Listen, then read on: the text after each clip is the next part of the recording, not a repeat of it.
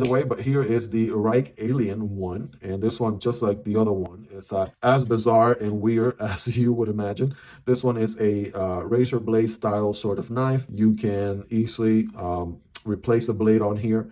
Just gotta loosen up this screw right here, and you'll be able to pull the blade out. And it does come with an additional serrated blade that you could use, right? One or the other. They are finished in a stone wash.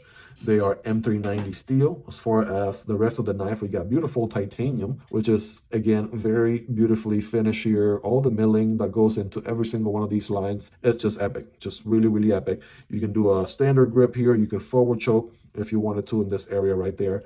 It actually feels surprisingly really good on hand, to say the least. So very, very great for destroying cardboard. And also has that novelty factor that, you know, in this day and age where razor blades, you know, are kind of taking off as EDC items or EDC knives. You can see a lot of companies have some sort of an razor blade variant in their lineup. This one is certainly unique in every possible way. It kind of reminds me of something out of Aliens versus Predator, a movie or something like that. Also love the anodized accents, right, on this black titanium. I do think there's a bee-blasted titanium going on as well, and it just looks just savage, right? The fact that you use the actual razor blade on this back portion as your flipper, that's pretty neat. The flipper goes through this section right here like that, and that works as your stop pin. It is a liner lock.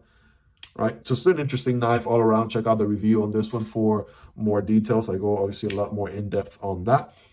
Hope you guys really enjoyed this one. If you made it to the end, you're the real MVP. Hope you guys have a wonderful rest of your day. Take care, and I'll see you on the next one, either this one or this one.